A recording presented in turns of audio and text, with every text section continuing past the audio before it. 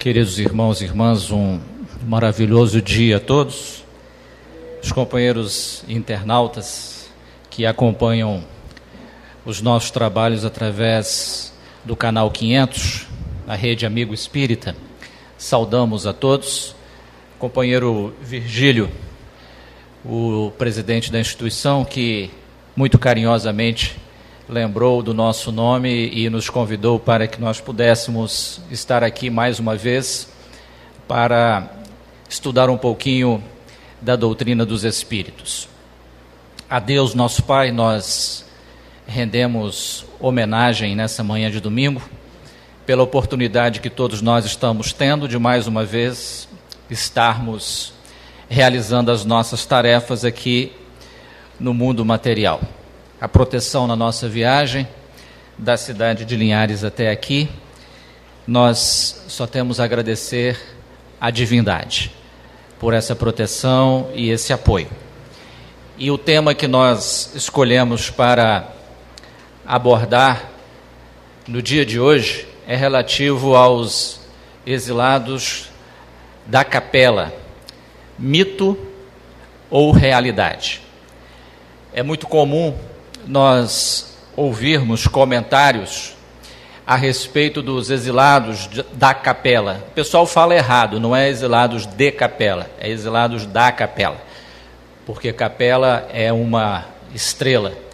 Na verdade, nós vamos ver que são 4 estrelas, mas adiante vamos analisar isso. E as pessoas comentam em conversas, em palestras, os exilados, os capelinos, formaram as raças tais e influenciaram na história da humanidade.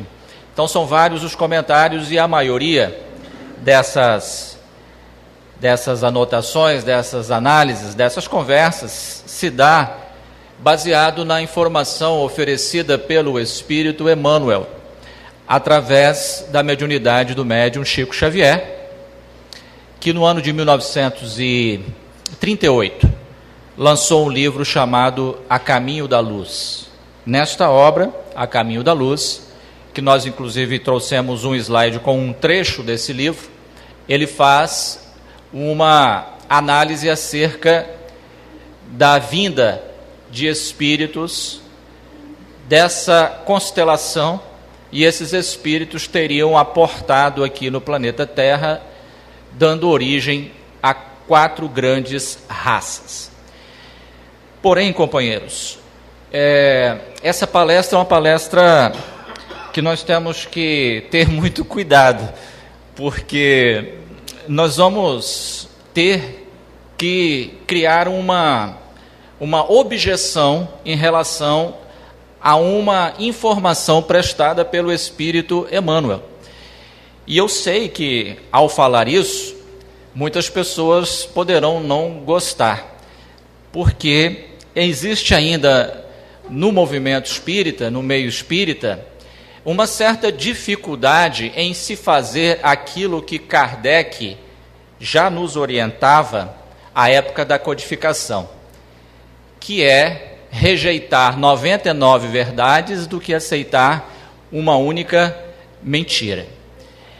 Então as pessoas têm dificuldade em relação a isso, ainda mais contestar uma informação de uma entidade, uma veneranda entidade, que é responsável pela maioria dos livros psicografados pelo Chico Xavier, os mais de 400 livros que ele psicografou, a maioria foram ditados pelo Espírito Emmanuel.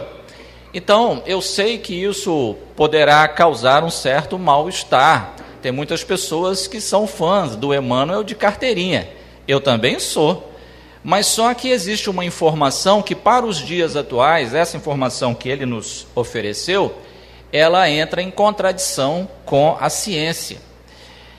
E ora, lá em A Gênese de Kardec, ele deixou bem claro que a doutrina espírita caminharia lado a lado com a ciência. Se a ciência nos provar que nós estamos errados em algum ponto, nós abandonamos aquele ponto e ficamos com a conclusão da ciência. Por que isso? É uma recomendação muito certa, muito segura, porque aí nós não corremos o risco de ficar acreditando em uma coisa que a ciência já está dizendo que não existe, com provas que aquilo não é verdade, mas nós vamos ficar acreditando só porque alguém falou.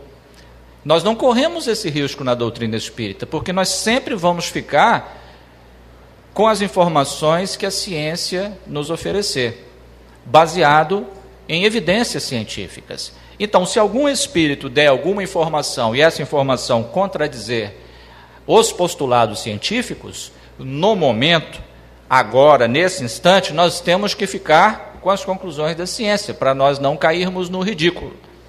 Então, essa palestra, ela tem o objetivo de nos instruir a respeito dessa questão dos capelinos. Existiu ou não existiu? Ocorreu essa migração desses espíritos aqui para a Terra? Eles vieram de onde? Eles realmente constituíram essas 4 raças? E conciliar a informação que o Emmanuel nos ofereceu com outras informações históricas para que nós possamos entrar num acordo em relação ao que ele disse. Então, esse primeiro slide, ele nos mostra aí uma foto, está um pouco claro, né? Da constelação de Cocheiro, também chamado de Capela, Auriga, Cabra, tem vários nomes. É um grupo de estrelas, né, que são sóis, na verdade. Aquela estrela com maior brilho, nós chamamos de estrela alfa de uma constelação. A estrela alfa de qualquer constelação é aquela estrela que apresenta maior brilho, maior luminosidade. Essa é Capela. Aí nós temos o Monte Everest, então nós estamos aí no hemisfério norte. No hemisfério norte, essa estrela ela é visível a olho nu. Nós estivemos recentemente na ilha de Fernando de Noronha, fazendo palestras. Costumeiramente vamos à ilha de Fernando de Noronha, porque lá tem uma casa espírita, Núcleo Espírita Peregrinos de Ismael. E lá existe um observatório astronômico, que é inclusive coordenado por uma senhora do movimento espírita. E lá também se consegue ter uma visualização a olho nu da estrela Capela.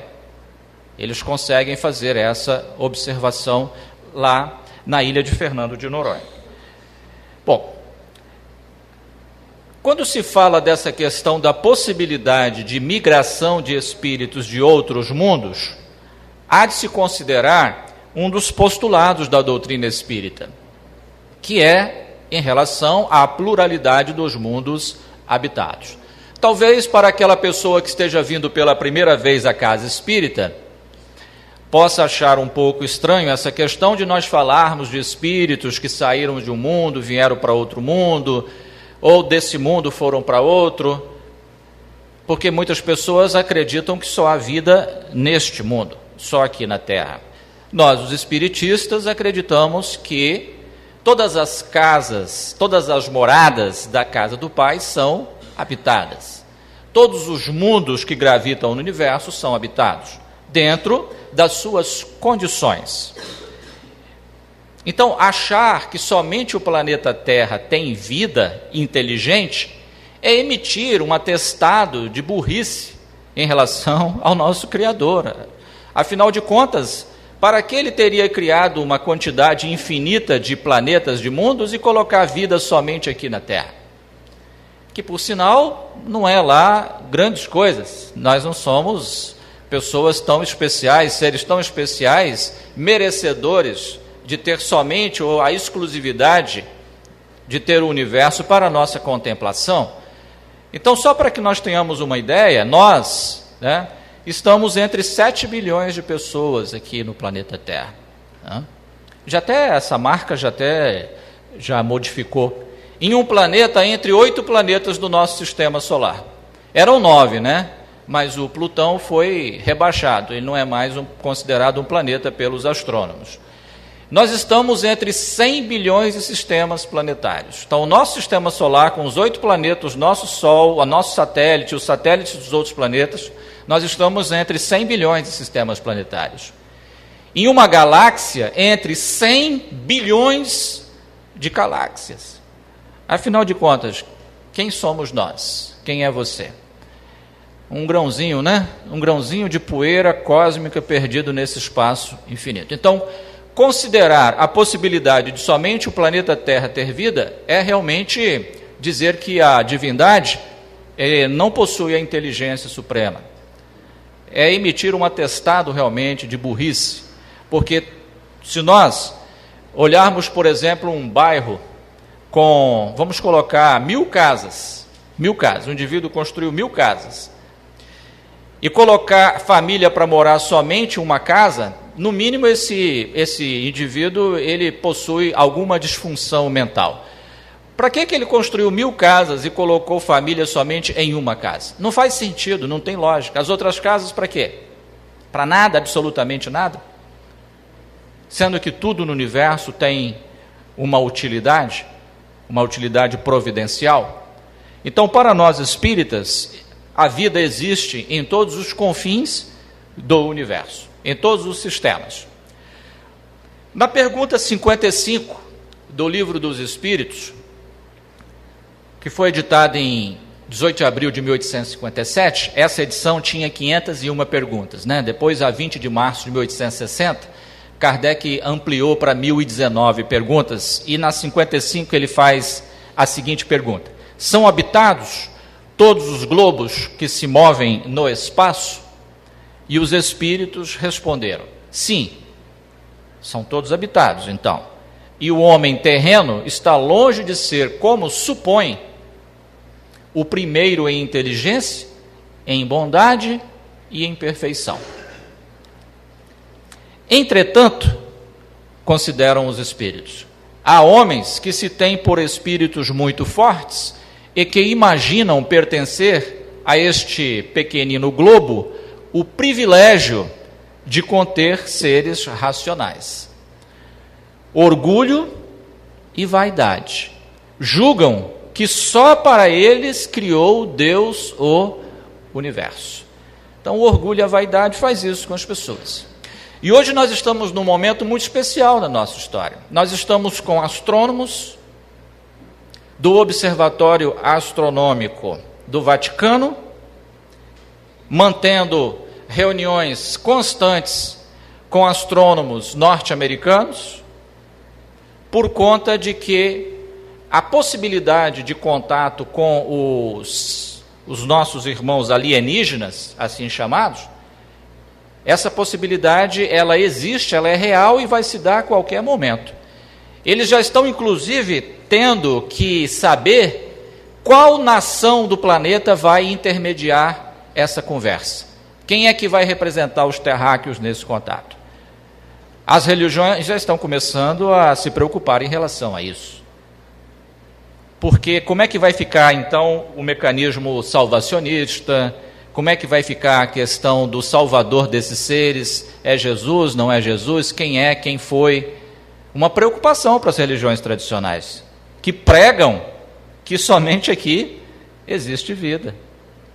Para nós, os espíritas, não tem problema nenhum. Pode pousar um disco voador aí na rua agora, o alienígena entrar aqui para assistir a palestra, nós vamos saudá-lo. E aí, meu irmão, senta aí, fica à vontade de assistir a palestra. Vai ter passe depois, uma confraternizaçãozinha. Para nós, sem problema, porque nós sabemos que nós temos irmãos espalhados aí pelo universo afora. Agora, para as religiões tradicionais é preocupante, é muito preocupante. Para nós não há nenhum problema quanto a isso. Então vamos lá. Em A Caminho da Luz, o livro que nós citamos, psicografado pelo Chico, ditado pelo Emmanuel em 1938, ele diz o seguinte: há muitos milênios, um dos orbes da capela, que guarda muitas afinidades com o globo terrestre, atingira a culminância de um dos seus extraordinários ciclos evolutivos. Então, o que ele está dizendo? Que Capela, que é uma estrela, um orbe, quer dizer, um planeta pertencente a essa estrela, assim como nós temos esses 8 planetas que estão gravitando em torno do Sol, esse orbe, segundo ele, esse planeta, tinha muita semelhança com a Terra, Então, um planeta com características físicas semelhantes ao planeta Terra. E esse planeta, há muitos milênios, estava passando por um ponto máximo do seu processo evolutivo. Tudo bem? É o que está na fala do Emmanuel. Continuando. As lutas finais de um longo aperfeiçoamento estavam delineadas, como ora acontece convosco. Então, ele dizendo em relação a nós aqui na Terra, isso em 1938, relativamente às transições esperadas no século XX, que já pulou para o século XXI, neste crepúsculo de civilização. Então, ele está traçando um paralelo, dizendo que a Terra está passando por esse processo de transformação e nós temos realmente presenciado esses tipos de coisas que estão acontecendo no nosso planeta. Bem, então, essa aí é a informação que existe no livro A Caminho da Luz a respeito da Capela. Então, o que nós fizemos? Um estudo sobre Capela. Capela, ou capela com 2 L's, as duas formas estão corretas. A estrela alfa, quer dizer, a que mais brilha, da constelação do Cocheiro, também chamado Auriga, também chamado constelação de Cabra. Situa-se a 42 anos-luz de distância da Terra. Significa dizer que, se emitirmos um feixe de luz em direção à Capela, a uma velocidade de 300 mil quilômetros por segundo, que é a velocidade da luz, no vácuo, a luz vai demorar 42 anos para chegar lá em Capela. É logo ali, é pertinho. E é a estrela mais brilhante de sua constelação. Tudo bem. No céu noturno, Capela aparece como uma estrela brilhante. Porém, trata-se de um sistema de 4 estrelas, dividido em 2 pares. É aí que começa a análise astronômica e astrofísica da questão. Então, veja bem, quando nós olhamos para a Capela no hemisfério norte, ela tem aquela luminosidade toda, aquele brilho muito intenso, é porque são 4 estrelas que ficam numa condição de 2 pares. 2 pares.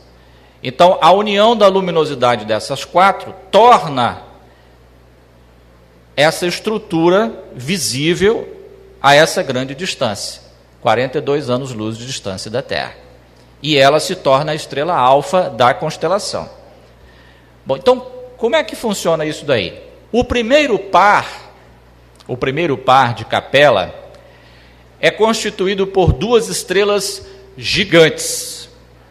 Uma dessas estrelas tem um diâmetro de cerca de 12 vezes o diâmetro do Sol. Bom, o diâmetro é 2 vezes o raio, né? Então é a distância que vai de uma extremidade à outra, passando pelo meio ali da circunferência. Então uma dessas estrelas é 12 vezes maior do que o nosso Sol. E a massa, cerca de 2,7 ou 2,7 vezes a massa solar. Então, realmente, ela é muito grande. A cerca de 100 milhões de quilômetros desta estrela está a outra estrela deste par. Trata-se de uma estrela com cerca de 9 vezes o diâmetro do Sol e a massa 2,6 vezes a massa solar. Então, são 2 estrelas gigantes, bem maiores do que o nosso Sol, bem maiores. Bom, a cerca de 10 mil UA chama-se, é uma sigla, significa unidade astronômica. Isso é muito usado na astronomia, na astrofísica. 1 UA equivale a 150 milhões de quilômetros. É a distância da Terra até o Sol, 150 milhões de quilômetros. Então, na astrofísica e na física, na astronomia, para não ficar escrevendo um monte de zero, coloca o A, que aí já sabe que é aquele valor vezes 150 milhões. Okay? Então, há cerca de 10 mil UA, ou seja, 10 mil vezes 150 milhões, do primeiro par daquelas gigantes, está o segundo par de estrelas de Capela. Estas duas estrelas são anãs vermelhas, de fraca luminosidade. Estrelas pequenas, bem pequenas, pouca luminosidade. Então, um primeiro par com duas estrelas gigantes. Tá? A 10 mil UA, 10 mil unidades astronômicas, 10 mil vezes 150 milhões de quilômetros, está outro par, com estrelas anãs, vermelhas, de pequena luminosidade. Esse conjunto de 4 estrelas é Capela. É Capela. Eu tenho certeza que muita gente não sabia disso, como eu também não sabia. E vivia falando de Capela para lá e para cá, para lá e para cá. É a falta que faz na doutrina espírita de fazermos as pesquisas. E aí as pessoas vão acreditando nas coisas, sem fazer análise. Isso acontece muito. Vamos lá. Está dando para acompanhar aí, pessoal? Essa é uma foto tirada pelo telescópio Hubble, aquele que foi lançado pela NASA, para não voltar mais para a Terra. Ele continua caminhando pelo espaço, e até onde os nossos equipamentos conseguirem captar os sinais emitidos pelo Hubble, nós vamos tendo imagens do universo. O dia que não tiver mais condições, nós vamos perder o contato com ele e acabou. Até então nós estamos recebendo. Ele tirou foto dos 2 pares, as estrelas de Capela. Então não é uma estrela, são 4. 4, dividida em 2 pares. Aí é que está a grande dificuldade, pessoal. O seguinte, um sistema com 4 sóis, segundo a astrofísica, os conhecimentos que nós temos hoje, eu vou frisar sempre isso aqui com os senhores, hoje, porque pode ser que amanhã apareça uma novidade, aí os senhores vão falar assim, ele falou aquilo, mas aí agora, então eu estou dizendo hoje, para os conhecimentos científicos de hoje, não tem como existir um planeta em Capela. Um planeta com constituição física. Se alguém disser, pode ter lá um planeta numa condição, numa dimensão diferente, pode, porque aí ele não vai estar sofrendo os efeitos da lei da gravitação universal. Agora, se tiver massa, aí complica. Por quê? Porque ele vai estar sujeito aos efeitos da lei de gravitação universal. E um conjunto com 4 estrelas, um sistema binário desse daí, a presença de uma estrutura física, ou seja, um planeta semelhante ao nosso, segundo a ciência atual, é improvável. Impossível seria o termo mais correto, na condição que nós conseguimos perceber hoje. Porque a lei da gravitação universal não permitiria a manutenção, a sustentação desse mundo. São intricados mecanismos gravitacionais que interferem nessa possibilidade da existência de um mundo material em Capela. Então, nós trouxemos agora um pouquinho sobre mito, para entender o que pode ter acontecido nessa fala do Emmanuel. Mitos são narrativas utilizadas pelos povos antigos para explicar fatos da realidade e fenômenos da natureza que não eram compreendidos por eles. Os mitos se utilizam de muita simbologia, personagens sobrenaturais, deuses e heróis. Então aí eu trouxe aí 2 mitos. Qual é o nome daquele lá que está segurando o planeta Terra? Também. Outro nome, Atlas, né? Que é o mais conhecido como Atlas. No panteão dos deuses gregos e romanos, às vezes um único deus tem outros nomes, mais de um nome, melhor dizendo. É o Atlas, Apolo. Os gregos ficavam imaginando como é que a Terra fica suspensa no espaço. Então eles imaginaram, não, tem alguma coisa aí segurando. Aí criaram o mito, um deus, o Atlas, segurando a Terra. A força dos mitos era tão intensa que, por exemplo, se tiver alguém aqui da área da saúde, que estudou a parte de anatomia, mais precisamente da coluna vertebral, sabe que na coluna cervical nós temos uma vértebra, a primeira vértebra cervical, que tem o nome desse deus, Atlas. Numa analogia de a estrutura craniana ficar apoiada sobre ela. É a primeira vértebra da cervical. E do lado ali, quem é aquele outro deus? Netuno, também tem outro nome. Poseidon. Porque eles viam os maremotos, os grandes animais marinhos, tsunamis. Ficava imaginando, alguma coisa controla isso, alguém governa isso. Aí criaram o mito do Poseidon, do Netuno. Então o mito é um recurso que eles utilizavam para se explicar alguma coisa que eles não entendiam, que eles não compreendiam. Bom, na mitologia grega, esta constelação, Auriga, cocheiro, cabra, capela, representava Melissa e Amalteia, filhas do rei de Creta, que teriam amamentado o pequeno Zeus. Quem era o Zeus na mitologia grega? O senhor de todos os outros deuses, né? O senhor de todos os deuses. Com leite de cabra. Olha que interessante. Por isso que ela é também chamada de cabra, a constelação. É por isso que as cartografias celestes medievais representam Auriga como um jovem com uma cabritinha nos ombros e duas crianças em seu braço esquerdo. É isso. Então, os gregos criaram um mito em torno da constelação de cocheiro, de Auriga, de capela, de cabra. A força do mito.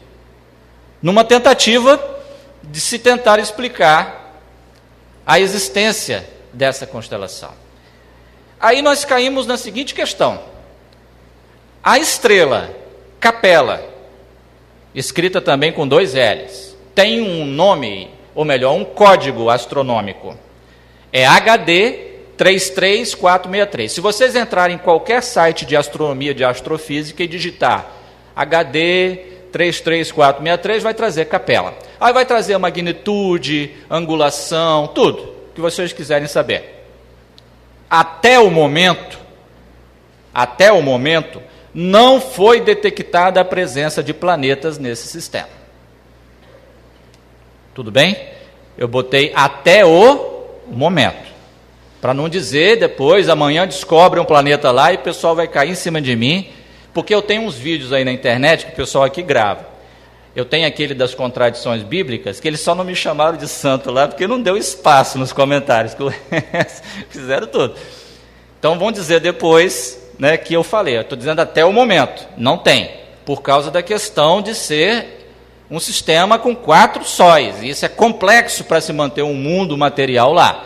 Alguém pode dizer, novamente, pode ter um mundo em dimensão diferente? Pode, mas o Emmanuel disse um mundo semelhante à Terra, com as mesmas características da Terra, então ele disse um mundo material.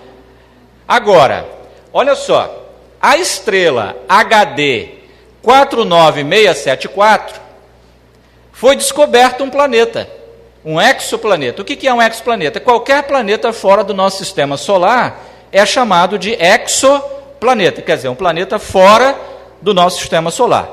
Essa estrela aí, a HD 49674, foi descoberto um planeta lá no ano de 2002, um planeta mesmo, material, ok? Ele está a 133 anos-luz da Terra, um pouquinho mais distante. A luz viajando a 300 mil quilômetros por segundo gastaria 133 anos para chegar nesse planeta, se saísse aqui da Terra. Bom, posto isso, o que pode ter acontecido? Esse HD 49674, essa estrela, não tem nem nome. Ela não tem nome.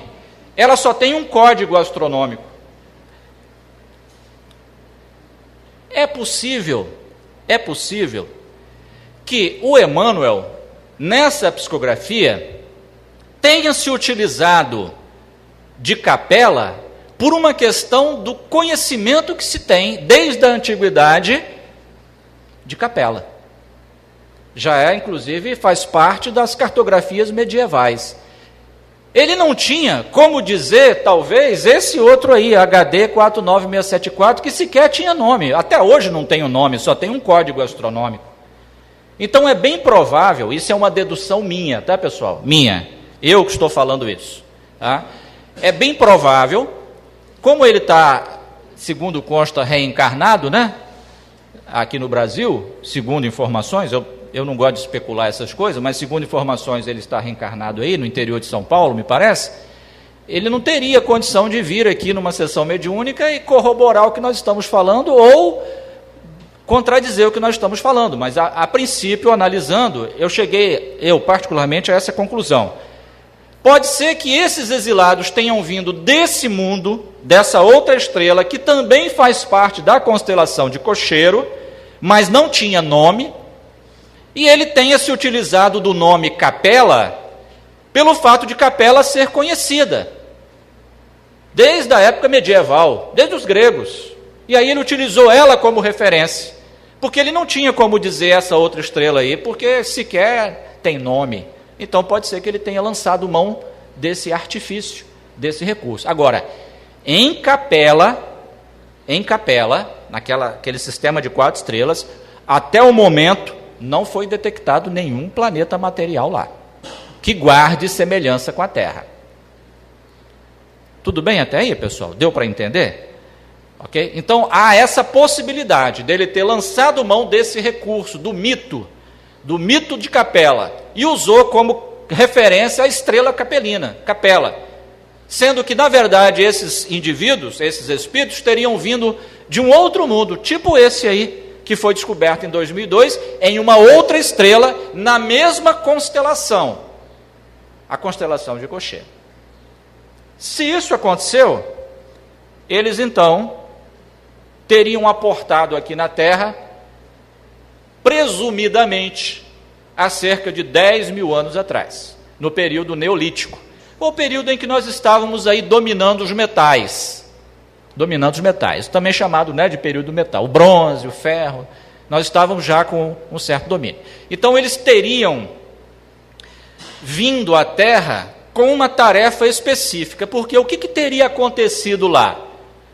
Como eles estavam num processo de evolução, uma quantidade de espíritos que não acompanhou a evolução moral nesse ciclo evolutivo, tiveram que ser deslocados de lá, porque eles estavam atrapalhando o desenvolvimento deste mundo. Eram inteligentes, tudo bem, muito inteligentes, só que sem moral nenhuma. E foram convidados a vir para a Terra, num período ainda inicial do nosso processo evolutivo, contribuir com as suas informações intelectuais, e no trabalho a ser desenvolvido aqui, caso conseguissem angariar os tesouros morais, eles poderiam então retornar à sua pátria de origem. Esse processo migratório no universo é mais comum do que nós imaginamos. Esse processo de migração acontece dentro do nosso planeta. Nós estamos hoje presenciando isso. O que está acontecendo lá na Síria? Não é um processo migratório que está acontecendo? Por força de uma guerra, nós estamos aí com milhares e milhares de indivíduos fugindo daquela região, tentando entrar em outros países. Isso é um processo migratório. E a presença deles nos outros países vai interferir a cultura desse país, vai interferir no aspecto religioso, nas questões sociais, com o passar do tempo. Essas regiões que os estão recebendo sofrerão modificações com o passar do tempo, devido à influência deles. Então, esse processo de migração, de saída, de grupo, de deslocamento, é uma constante, e no universo isso ocorre. Então, aportaram aqui. Agora, lógico, pessoal, nós temos que entender que existe um tempo para isso acontecer, né? Os espíritos não chegam e reencarnam assim em massa, né? Saem reencarnando. Não é assim, né? Afinal de contas, tem um processo para que isso aconteça, né? Existe o período para que isso ocorra. Tem o período gestacional, o nascimento. Então, demora esse mecanismo ocorrer. As pessoas às vezes conversam lá de capela, parece assim que veio aquele bando de espíritos, assim, né? E aí chegou numa vez só, numa única remessa. Não é assim. A coisa acontece obedecendo os padrões das leis da natureza. Então, essas regiões aí seriam as regiões às quais eles teriam aportado com mais intensidade. Aquela região do rio Volga, ali na Eurásia, né, que é parte da Europa com a Ásia, os arianos, a civilização do Vale do Danúbio e ali a civilização do Vale do Rio Hindu. E aí nós temos o seguinte: uma das raças, segundo Emmanuel, teria sido a raça ariana, que seria um povo também chamado de indo-europeu, provavelmente originário da Ásia Central. Por volta de 1800 a.C., começaram a migrar para o sul e para o oeste. Assim chegaram à Europa e a territórios que hoje são parte do Afeganistão, do norte da Índia e do Irã. Aliás, o nome, né, Irã, vem de terra dos arianos. Isso no idioma persa, né, no persa mais antigo. Uma outra raça seria a indiana, que por volta de 1500 a.C., os arianos, povo de origem indo-europeia, conforme dissemos, invadiram o vale do rio Hindu e conseguiram subjugar os marajás, os príncipes indianos. A mistura dos drávidas, né, que eram os antigos habitantes da Índia, com os arianos, deu origem à civilização indiana que nós temos hoje. Antes da formação da sociedade indo-ariana, as populações arcaicas da Índia se aglomeraram nas cidades de Harappa e Mohenjo-Dano.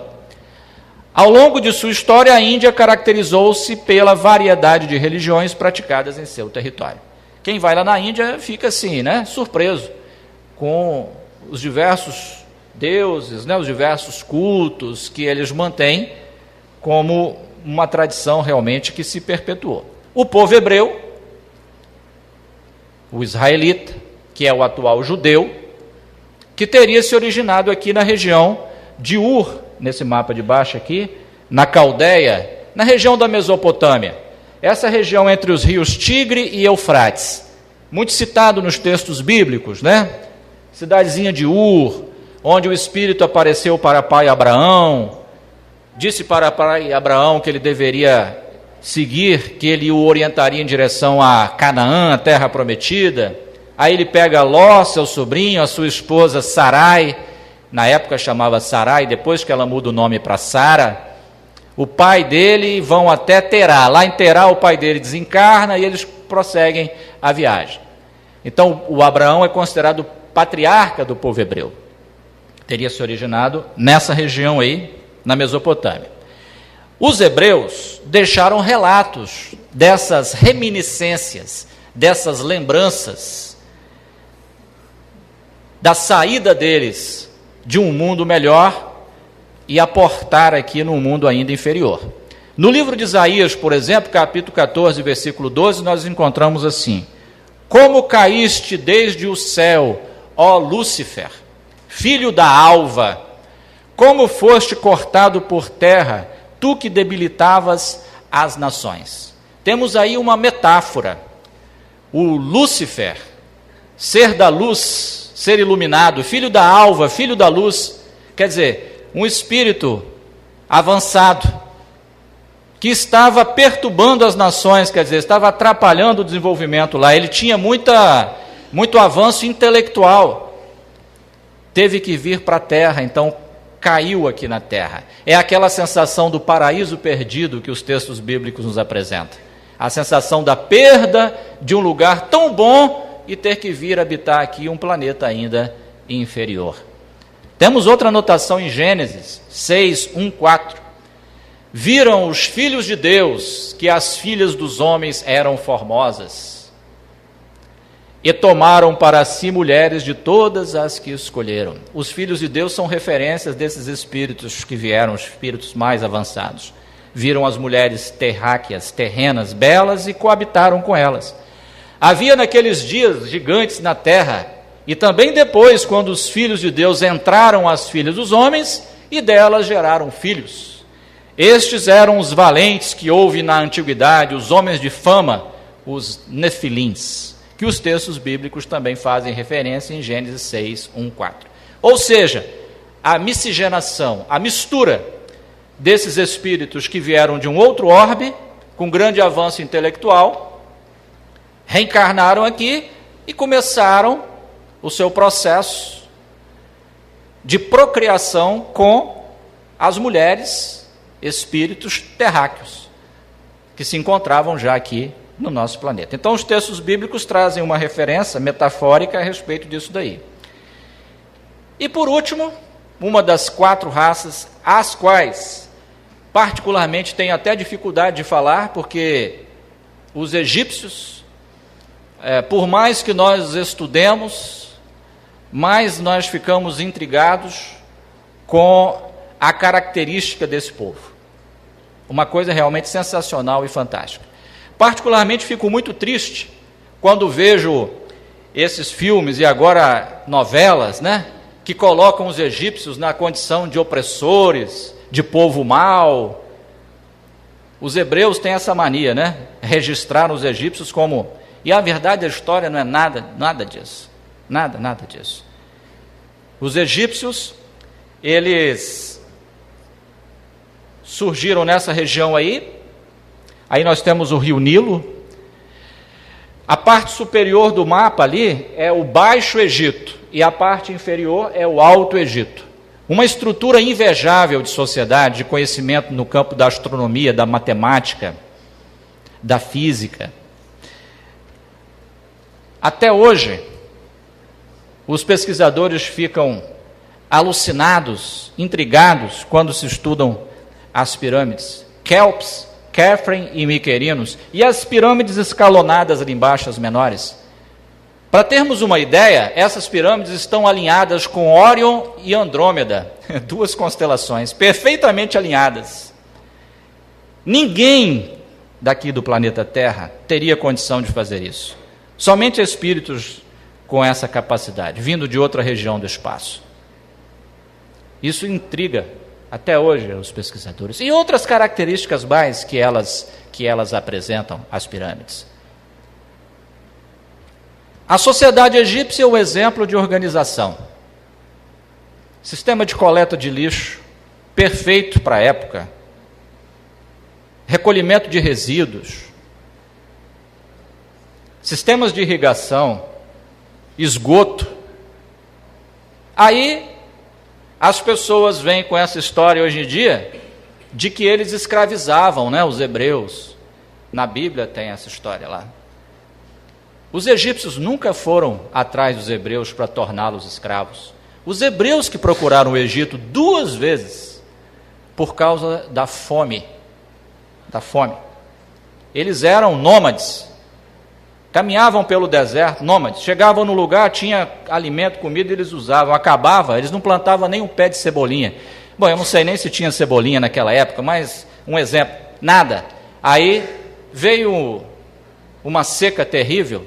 A segunda, inclusive, foi José que garantiu o suprimento para eles, porque José foi vendido como escravo para uma caravana de ismaelitas pelos seus irmãos, e foi vendido como escravo no Egito. José se tornou um Adon, um chanceler no Egito. Tem detalhes sobre isso no livro Chanceler de Ferro, ditado pelo espírito do conde J.W. Rochester, psicografado pela médium Vera Kriajinovskaya. É uma obra fantástica. E ele interpretava os sonhos do faraó. E aí interpretou aquele famoso sonho das 7 vacas gordas e 7 vacas magras. Todos já ouviram falar disso. Como sendo 7 anos de fartura e depois 7 anos de escassez. O faraó comprou a ideia, mandou guardar alimentos. Não deu outra. Quem é que bateu lá nas portas do Egito atrás de comida? Os hebreus, hein? Os hebreus. Os hebreus. Pode vir, mas vocês vão ter que trabalhar. Justo, a gente faz isso até hoje. Não tem ninguém aqui que come sem trabalhar. Até hoje. Aí entraram nessa sociedade organizada, estruturada, templos fantásticos, conhecimentos fantásticos. Ficaram mais de 400 anos. Isso é escravidão? Eles poderiam sair a hora que eles quisessem. Mas quem queria sair disso para ir para o deserto? Moisés suou a camisa, se é que ele usava a camisa, para tirar o povo hebreu de lá. No Êxodo está cheio de passagens. Eu escrevi um novo livro agora que vai ser lançado, sobre estudando contradições bíblicas. Os hebreus brigavam com ele no deserto, que tinham tirado eles do Egito, onde eles tinham tudo do bom e do melhor, e estavam passando fome agora no deserto. Por quê? Porque ele queria ser o líder do povo, mas lá dentro quem era o líder? O faraó. Ele não, ele queria ser o líder. Aí queria tirar o povo de lá. Eles saíram a duras penas de lá. Essa história de praga, isso é a maior mentira que existe. Isso é um mito que montaram em cima disso daí. Aí colocam os hebreus lá como sofredores, coitadinhos. Nada disso. Podia sair a hora que quisesse. Mais de 600 mil homens. Poderia ter saído a hora que quisesse. Eles não eram... Não tinha cerca ali, não tinha muro, não tinha nada. Só o deserto em volta. Mas ninguém queria deixar essas condições para ir para o deserto. Aí ficam colocando essa história aí hoje aí. Os egípcios como algozes, né?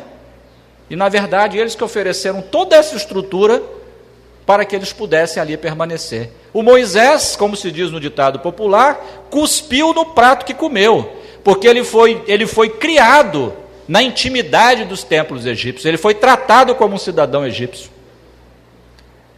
Agora, ninguém fala nos púlpitos ou na novela e nos filmes que o faraó Mernefta foi em busca dos hebreus, não para trazê-los de volta, não. Sabe o que eles foram atrás? Das riquezas que eles roubaram dos egípcios.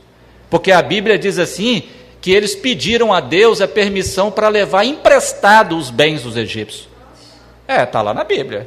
Ninguém fala. Vocês vão nos templos aí, nos outros cultos, ninguém fala essa história. Eles pilharam o Egito, eles roubaram, porque pegar emprestado uma coisa que não tem intenção de devolver, isso se chama roubo, ou furto, o nome que se queira dar. Até o bezerro de ouro do templo de Ápis eles levaram. Aquele bezerro de ouro que quando Moisés desceu com a tábua da lei, vieram falar que os irmãos dele estavam adorando o bezerro de ouro, ele ficou bravo, mandou matar todo mundo, e pegou e quebrou as tábuas da lei. Era o bezerro de ouro que eles roubaram do Egito. A Bíblia diz que Arão, o irmão dele, foi pegando os anéis e as pulseiras, foi derretendo e fazendo o bezerro de ouro. Pelo amor de Deus, né?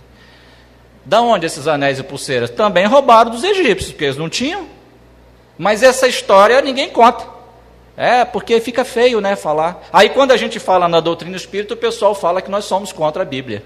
Não, vocês estão atacando a Bíblia. Não é atacando, é mostrando as coisas como elas realmente são, como a história conta. Então esse aí teria sido o quarto povo, que segundo a espiritualidade, não tem mais nenhum aqui na terra mais. Os egípcios deram conta da tarefa deles. Voltaram todos para o mundo de origem. Quem vai no Egito hoje, não tem nada a ver os egípcios de hoje com os egípcios daquela época. Eles viram as costas para as pirâmides. As pirâmides, para eles, têm apenas um efeito de se arrecadar dinheiro com o turismo. Porque é turista do mundo inteiro lá visitando as pirâmides. Só isso. Agora, os egípcios dessa época já voltaram para o mundo de origem. Bem, companheiros, chegamos ao fim. Essa era a nossa análise a respeito desse assunto, numa tentativa de se conciliar essas informações apresentadas pela ciência atual com as informações do A Caminho da Luz, que foi lançado em 1938. Lembrando que nós fazemos isso com a intenção de preservar esses conceitos espíritas. Porque se hoje um de nós chegar para um astrônomo, um astrofísico, e falar assim, a gente estuda na doutrina espírita que vieram vários espíritos lá de um mundo, lá de Capela, ele vai rir da cara da gente. E com razão. Porque conforme dissemos, até o momento não há provas de que exista um mundo material ali gravitando em torno daquele sistema de 4 estrelas.